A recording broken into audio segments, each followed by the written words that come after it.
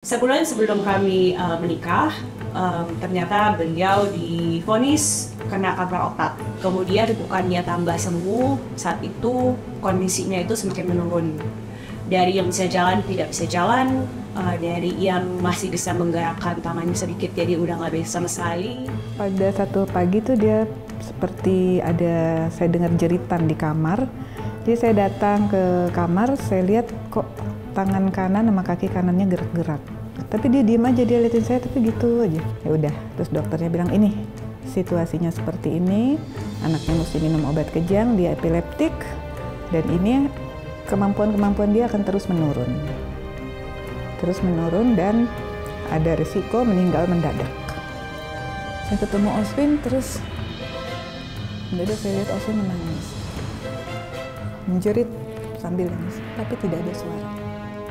Oh iya Bu, kan udah berhenti saluran udara ke pita suara. Ya memang nggak akan ada suara. Hati saya hancur. Karena saya nggak bisa lagi kenalin Oswin mau apa. Di dalam hidup kita seringkali dihadapkan pada kenyataan yang tidak bisa kita terima.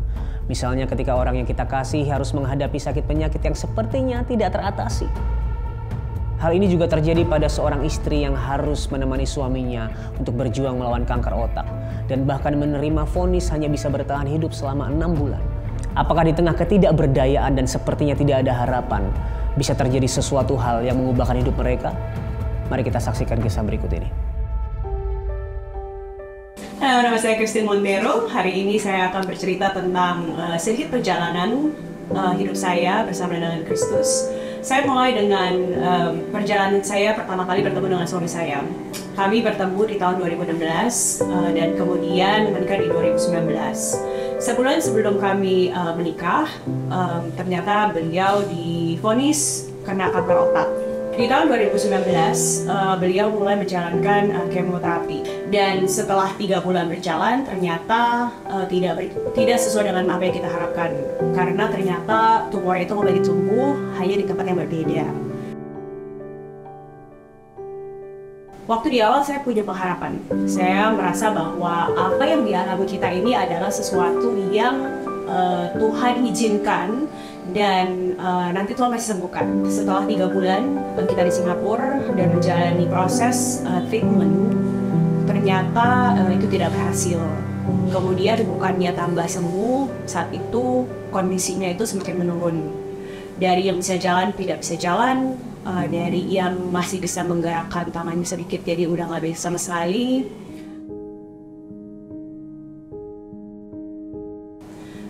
Terus akhirnya saya memutuskan untuk memberhentikan kemoterapinya, hanya 1 cycle aja karena saya tidak melihat manfaatnya. Dan memang waktu di tes, jadi ada 1 tes untuk melihat bahwa apakah DNA-nya itu bisa diterima atau tidak oleh obatnya. Ternyata tidak bisa diterima. Jadi saya berpikir bahwa sudahlah, kayaknya tidak ada pengharapan untuk melanjutkan kemo. Side effect-nya itu banyak sekali gitu ya. Jadi yang saya lakukan sama dia setiap hari hanya berdoa dan membiarkan dia mendengarkan lagu-lagu worship, kemudian khotbah-khotbah dan juga Alkitab secara audio. Saya percaya itu Tuhan juga mempersiapkan iman dia supaya dia siap ketika dia harus pergi. Ya, saya bertanya sama Tuhan gitu ya, Tuhan ini gimana? Kalau dia sembuh gimana? Kalau dia tidak sembuh gimana? Jadi banyak sekali hal-hal yang tidak pasti yang saya alami, dan kemudian Tuhan bilang bahwa percayalah, kalau dia sembuh saya akan menyertai, kalau dia tidak sembuh pun saya tetap akan menyertai engkau.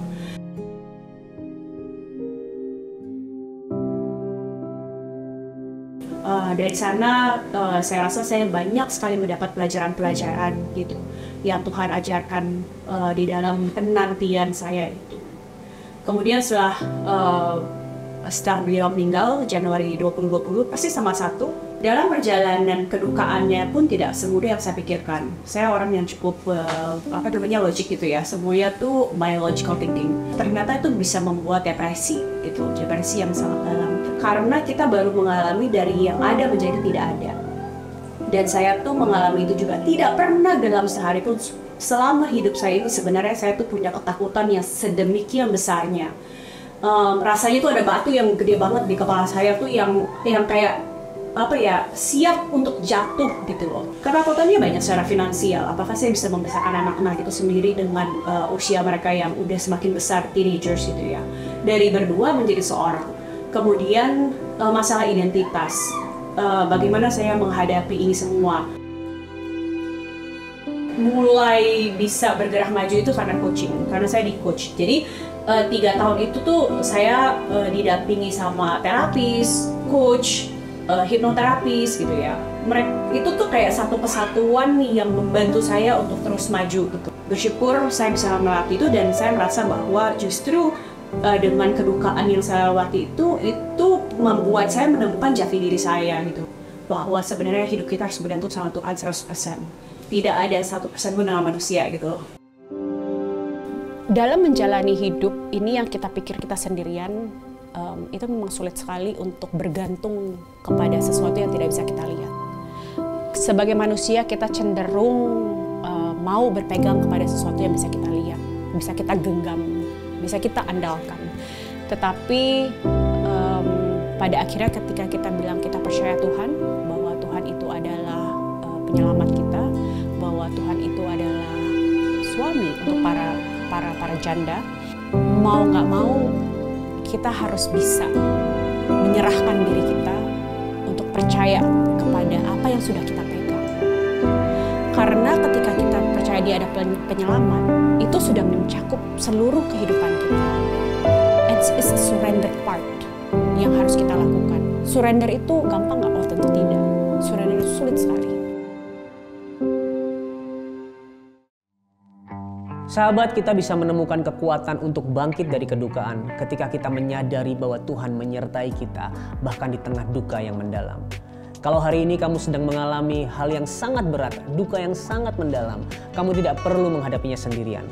Kamu bisa menghubungi nomor yang ada di bawah ini untuk bercerita kepada kami dan kami akan mendoakan kamu. Kami percaya di dalam doa ada kekuatan dari Tuhan. Jangan ragu untuk menghubungi kami ya. Dan jangan lupa untuk follow dan subscribe semua sosial media Solusi karena akan banyak kisah-kisah inspiratif yang bisa memberkati sahabat Solusi. Sahabat, tidak ada rasa sakit yang lebih mendalam bagi seorang ibu selain kehilangan anaknya. Ibu yang satu ini harus merelakan anaknya yang kedua untuk kembali ke pangkuan Bapa. Namun dengan kekuatan yang dari Tuhan, ia bangkit dan bertahan. Mari kita ngobrol dengan dia. Sahabat Solusi, hari ini kita akan ngobrol dengan seorang ibu yang saya percaya kisahnya bisa memberkati dan menguatkan kita semua. So please welcome Ibu Esther Silalahi. Halo Ibu. Halo, terima kasih. Terima kasih sudah datang jauh-jauh ke sini. Yeah. Apa kabar Ibu? Baik, sehat. Baik, sehat. Puji Tuhan. Puji Tuhan, puji Tuhan. Thank you banget hari ini sudah mau berbagi buat sahabat Solusi. Hari ini kita akan ngobrol banyak tentang perjalanan hidup ibu bersama suami dalam pergumulan dengan kedua anak ibu. Yeah. Nah, ibu ini punya 2 orang anak. Boleh nggak ceritakan tentang bagaimana mereka lahir waktu itu? Saya anak pertama saya tuh namanya Oswin. Yeah. Oswin lahirnya 17 Oktober 2003. Dia baru kemarin nih umur 21 tahun.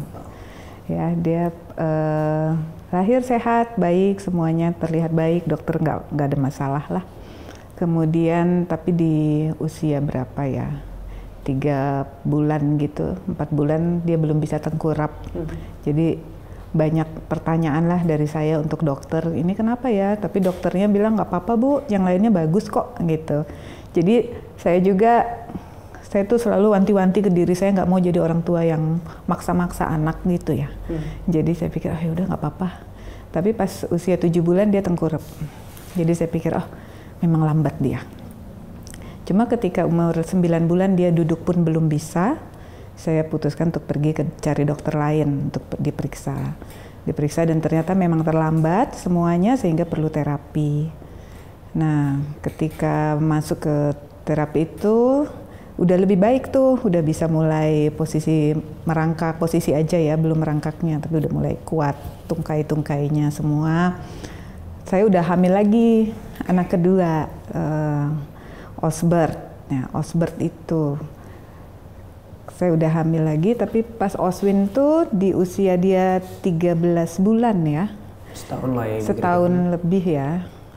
Saya tuh spesifik orangnya.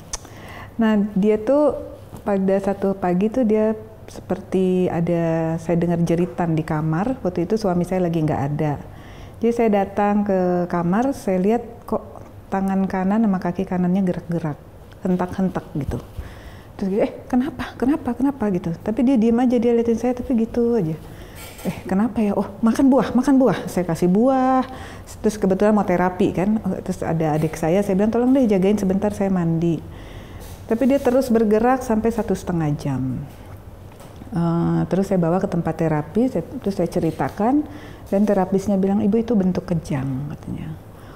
Oh saya kaget ya, saya kaget banget. Bentuk kejang 1,5 jam. Ya ampun, orang yang step sekian detik udah bisa punya masalah besar ya di hidupnya. Ini 1,5 jam anak saya kejang. Terus dikasihlah nama dokter lagi, dokter tapi ya kali ini ahli syaraf anak gitu. Ya udah, saya pergilah ke dokter itu dan dokter itu bilang nggak ada apa-apa kok, katanya nggak ada apa-apa, tapi kita EEG aja. EEG itu rekam otak ya, lihat gelombang otak. Dan itu kami antar ya, suami saya antar ke tempat EEG, nggak ada apa-apa, bagus-bagus aja. Jadi dokternya bilang, udah nggak apa-apa lah gitu. Ya saya udah tenang lah, saya nggak oke. Waktu lah itu masalah waktu. Tapi waktu Osbert lahir di bulan Februari, ya tanggal 19 Februari 2005. Itu saya pulang dari rumah sakit melahirkan, bawa Osbar segala, saya ketemu Oswin, kok ya tiap berapa detik tangan kirinya gemeter gitu. Tiap 20 detik ada kayak 2-3 detik gemeter. Saya gitu, saya orangnya spesifik banget. Jadi saya tahu 1,5 jam dia ini, saya lihat sekian detik, itu tuh saya benar-benar langsung lihat jam, langsung ngitung gitu. Emang orangnya seperti itu. Syukur banget sih sebenarnya. Karena saya pikir, oh iya ini salah satu. Detail banget gitu. Nah terus saya bilang sama suami saya, ini gimana? Nah sebenarnya waktu dokter bilang nggak ada apa-apa, kami tuh, mertua saya tuh nggak puas gitu. Jadi mertua saya minta untuk ke Penang periksa. Karena masih ada rasa khawatir mungkin ada khawatir. Jadi memang jadi November itu kejadian kejangnya, November juga pergi ke Penang untuk diperiksa. Tapi nggak ada ketemu apa-apa, kecuali matanya itu -4. Umur 1 tahun itu matanya -4. Oh pantas kalau mau ngeraih tuh kayak yang gitu, kayak jauh gitu ya.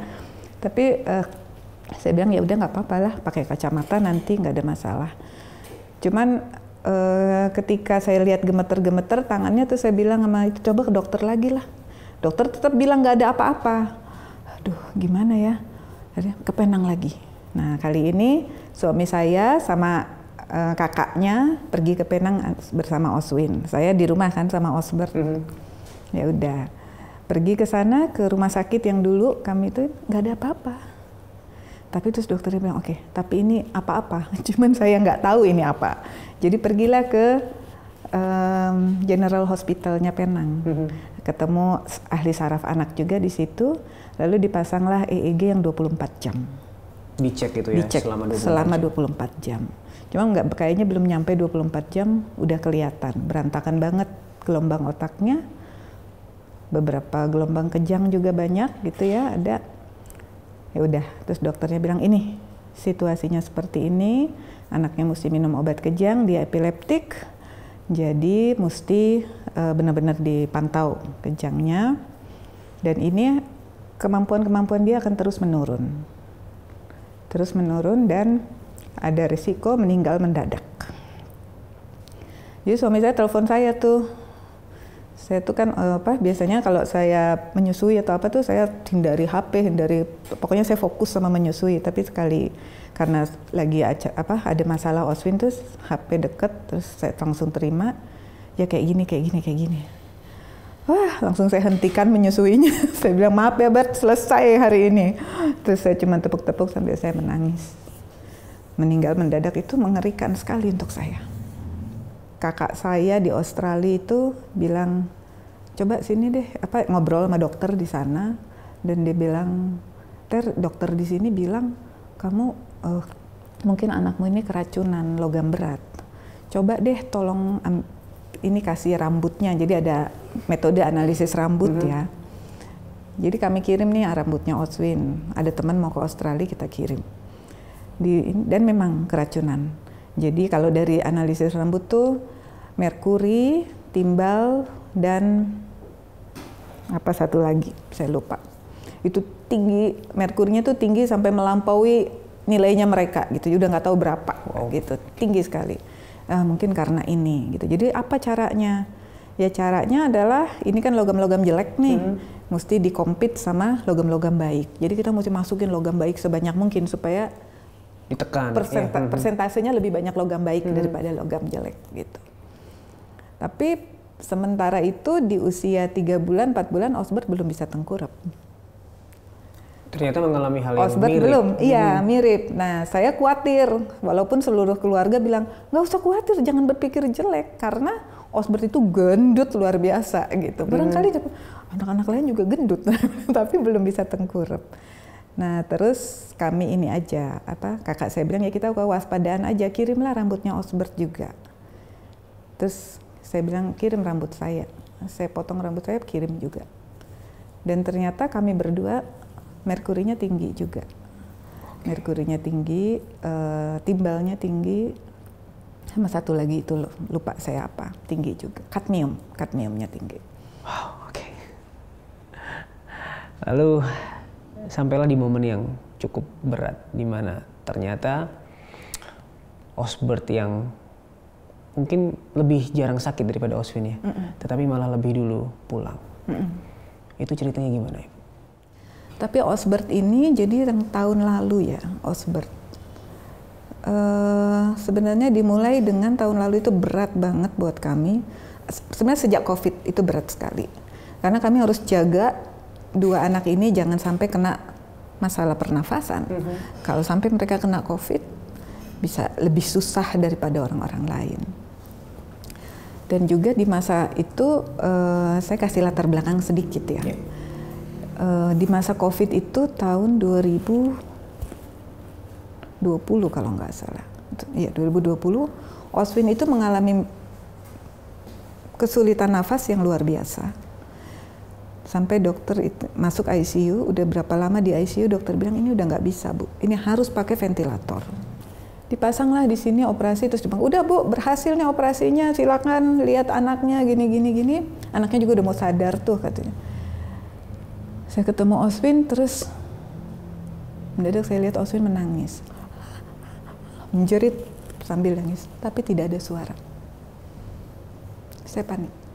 Saya datangin dokter, tidak ada suaranya. Saya bilang, oh iya Bu, kan udah berhenti saluran udara ke pita suara.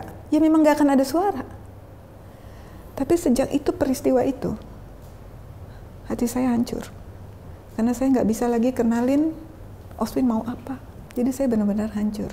Karena itu saya berdoa sama Tuhan, tolong supaya Osbert jangan pernah pakai tracheostomy. Itu aja permintaan saya. Saya perlu suara Osbert, tolong. Nah, tahun lalu itu, Oswin dari bulan Januari, 25 Januari sampai sekitar 1 April gitu, bolak-balik masuk rumah sakit, 55 hari di rumah sakit.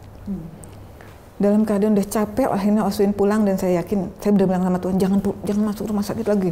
Sudah capek nih, janganlah Tuhan, tolonglah gitu ya. 3 hari kemudian Osbert masuk rumah sakit. 25 hari di rumah sakit. Dengan segala macam situasi, kondisinya susah gitu ya. Ini itu yang tadinya cuma napas, mendadak jadi biluran, mendadak panas, mendadak segala macam semua hal. 25 hari di rumah sakit. Waktu Osbert pulang, saya bilang sama Tuhan, bantu saya. 100 hari lah kasih sama kami untuk bersama-sama. Saya capek sekali, saya bilang. Saya benar-benar capek, tolong. Gitu. Dikasih 100 hari. Tidak ada yang masuk rumah sakit selama 100 hari. Tepat 100 hari? Enggak tepat sih, lebih-lebih dikit. Kira-kira ya. Tuhan kasih bonus kayaknya 2-3 hari. Terus udah gitu saya bilang di dalam itu saya udah bisa istirahat dan saya ngobrol sama Tuhan. Ke beberapa orang saya bilang imaginatif conversation, percakapan imajinatif. Tapi kok saya yakin ya itu doa saya dan percakapan saya. Saya bilang sama Tuhan, saya udah gak kuat. Kalau memang anak-anak ini masih sama saya, kasihlah tambahan kekuatan, saya gak kuat. Atau Tuhan ambil aja, nggak apa-apa. Lebih bagus juga mereka nggak di sini, mereka nggak ada teman di sini.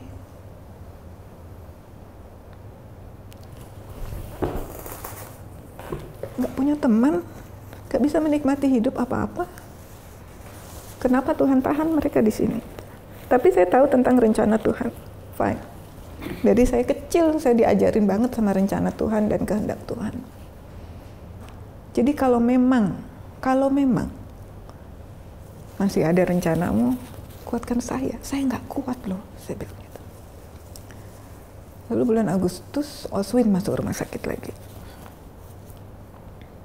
Terus bulan September, Osbert masuk. Tapi begitu Osbert masuk, susah sekali situasinya. Berapa hari biasanya dia kan udah sembuh gitu biasanya ya. Tapi dia nggak sembuh. Tambah berat, kondisinya nggak bagus nih. HB-nya drop, transfusi dia nggak kuat, dia kejang. Udah berhentiin transfusinya, ya udah. Jadi apa? Dicari sama dokter. Sampai satu titik dokter bilang, anak ini harus masuk ICU bu. Dokter yang lain bilang, kalau dibolongin mau bu. Ya udah, nggak apa-apa dibolongin. Saya bilang gitu. Oke, tapi rupanya prosedurnya sebelum dilobangin di sini harus masuk ventilator. Saya nggak mau. Saya bilang 1 malam kasih. Kita pakai yang di hidung aja dulu, yang kasih high pressure. Dokter mengizinkan, boleh. Tapi di ICU ya bu. Oke, di ICU pasang alat itu. Pagi-pagi saya dihubungin dan dibilang, nggak bisa bu, nggak bisa, harus ventilator. Saya benar-benar patah hati sebenarnya ya. Akhirnya Osbert masuk ventilator tuh, saya jatuh banget. Saya kontak 2 orang sahabat saya dan saya bilang, saya jatuh, doain saya. Terlalu sulit untuk saya lihat Osbert masuk ventilator seperti itu. Lalu setelah 4 hari, 5 hari, dokter panggil lagi. Ini akan lama pakai ventilator. Kita lobangin ya. Akhirnya lubang itu dibikin. Berarti saya akan kehilangan suara Osbert. Semua orang udah, dia dioperasi. Udah selesai gitu. Kelihatan dia frustrasi sekali. Sampai saya perlu, dokternya itu bilang, ibu tinggal aja. Ini ruang ICU loh. Dimana biasanya nggak boleh ya. Orang tua tuh nggak boleh nungguin kan. Ibu tungguin lah, pegang tangannya. Karena kalau nggak dipegang, saya lihat tensinya tinggi, heart rate-nya tinggi. Tapi begitu ibu ada, rendah semua. Jadi ibu yang harus pegang. Ya udah, saya pegang, saya temenin. Setelah itu dia boleh pulang ke rumah, ringkasnya gitu ya. Pas Oswin tuh ulang tahun ke-20. Hari Rabu Oswin ulang tahun, hari Kamis lah dia sampai rumah. Hari Sabtu kita bikin acara. Tapi Osbert tuh udah diem aja. Dia diem. Terus hari Sabtu itu dia muntah. Malam. Pas waktu dikasih makan, malam tuh dia muntah. Terus saya bilang, sudah, sini ibu yang kasih makan. Besoknya dia masih diem. Saya temenin tuh dia sampai subuh gitu. Saya temenin. Udah nggak apa-apa nak, nggak apa-apa. Tenang aja, ini proses aja. Tenang aja gitu. Tahu-tahu Osbert itu jam 1 siang saya bilang, kamu udah lama ya nggak ibu peluk, sini ibu peluk.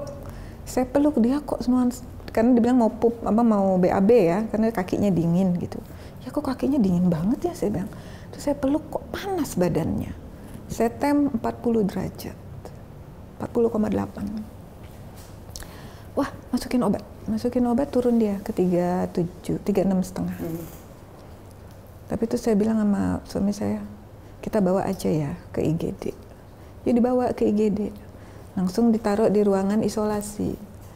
Jadi rumah sakit tuh ya itu ya, dokternya baik-baik banget ya. Jadi kalau udah Oswin, Osbert pasti dicari yang tempat yang paling bagus gitu, yang paling tepat untuk mereka. Ini masuk ruang isolasi, saya masih temenin, saya masih peluk Osbert, kakinya saya angetin gitu ya, saya peluk gitu.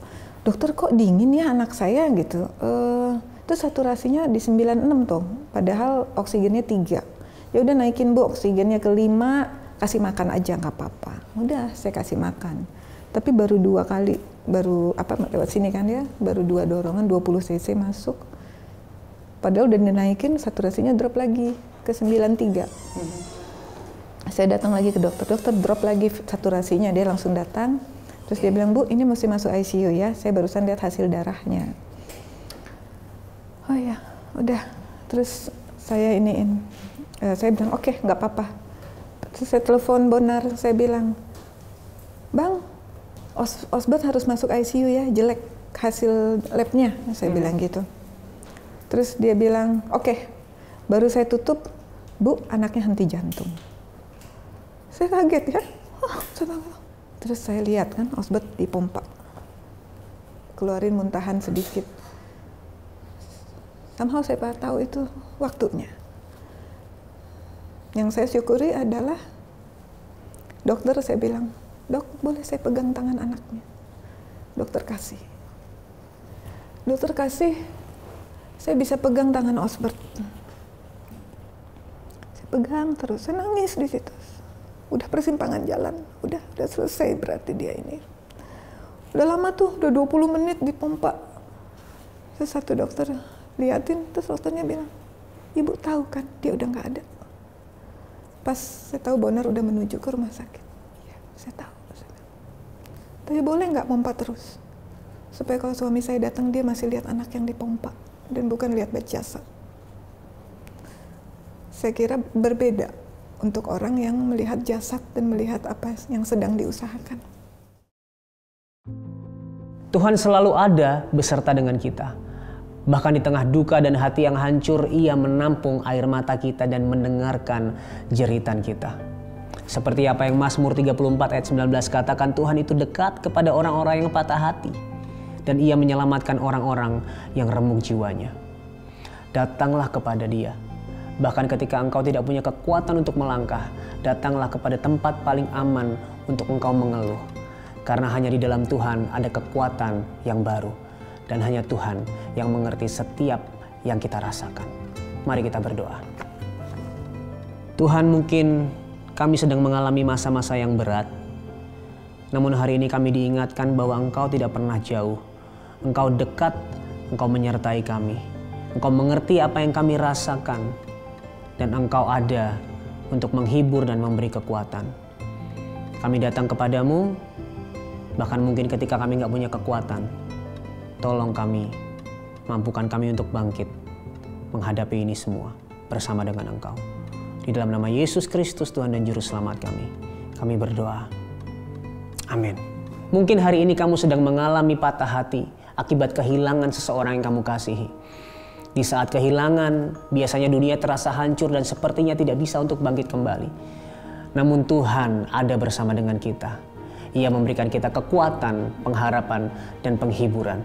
Kalau hari ini kamu sedang mengalami kedukaan, rasanya sepertinya semuanya berat, kamu bisa bercerita kepada kami dengan menghubungi nomor yang ada di bawah ini. Ini adalah nomor layanan doa dan konseling Cahaya Bagi Negeri. Kami siap 24 jam untuk mendengarkan cerita kamu dan mendukung kamu di dalam doa. Jangan ragu untuk menghubungi kami tunggu ya. Terima kasih sudah menyaksikan acara ini. Kalau kamu diberkati dengan acara ini dan kamu rindu acara ini lebih lagi memberkati banyak orang, kamu bisa scan QR Code yang ada di layar kamu. Sampai ketemu di episode selanjutnya. Ingat, Tuhan Yesus sangat mengasihi kamu. Dan apapun permasalahan kamu, di dalam Tuhan pasti ada solusi.